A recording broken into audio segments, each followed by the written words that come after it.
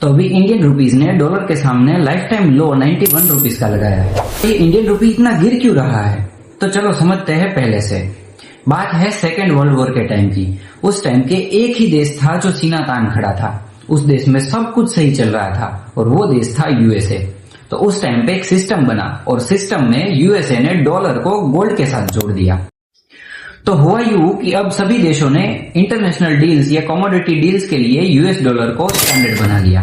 उसके बाद 1971 में यूएसए ने और एक अनाउंसमेंट किया और अपना गोल्ड स्टैंडर्ड छोड़ दिया और साथ में ये भी बताया कि अभी पहले की जैसे इंटरनेशनल डील यूएस डॉलर में हो सकती है। तो इससे हुआ यूं कि अब सभी देशों को कोई भी इंटरनेशनल डील करने के लिए यूएस डॉलर का रिजर्व रखना पड़ेगा।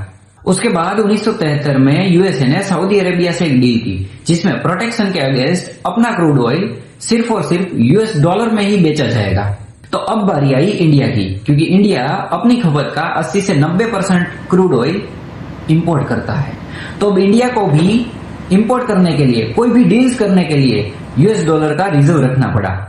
और जैसे जैसे ये क्रूड ऑयल खरीदते गए यूएस डॉलर का रिजर्व कम होता गया। और इससे भी आगे बात करें तो इंडिया का ट्रेड डेफिसिट जो कि बहुत ही खराब है। मतलब इंडिया जितना एक्सपोर्ट करता है उससे कहीं ज्यादा इंपोर्ट करता है। एक्सपोर्ट करने से यूएस डॉलर आता है तो इंपोर्ट करने से यूएस डॉलर जाता है। मतलब यूएस डॉलर का रिजर्व कम होता है। तो जैसे जैसे यूएस डॉलर का रिजर्व कम होगा इंडियन रुपीज की वैल्यू भी कम होगी और इंडियन रुपीज गिरने लगेगा। और अगर बात करें इंडियन मार्केट और इक्विटीज की कि जिसमें फॉरेन इन्वेस्टर अपना पैसा निकालते जा रहे हैं, तो इससे यूएस डॉलर इंडिया से बाहर जा रहा है। मतलब यूएस डॉलर का रिजर्व फिर से कम हो रहा है और इंडिया की रुपीस की वैल्यू फिर कम होगी और ये फिर गिरेगा। मतलब सिर्फ इतने ही रीजन नहीं है, कई और भी रीजन है कि यूएस डॉलर की डिमांड वर्ल्ड में सबसे ज्यादा है। तो अगर हम बात करें ग्रोथ की, तो ग्रोथ के लिए हमें डील्स चाहिए और डील्स के लिए पैसा देना पड़ेगा। और वो पैसा किस में देना पड़ेगा?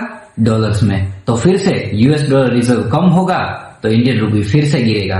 मतलब एक बात साफ है कि इंडिया को इंपोर्ट से ज्यादा एक्सपोर्ट करना पड़ेगा, अपने खुद के देशों की चीजों के लिए आत्मनिर्भर बनना पड़ेगा और ज्यादा से ज्यादा चीजों को एक्सपोर्ट करना पड़ेगा, तभी ये इंडियन रुपीज डॉलर के सामने टिक सकता है, मजबूत हो सकता है और खड़ा रह सकता है।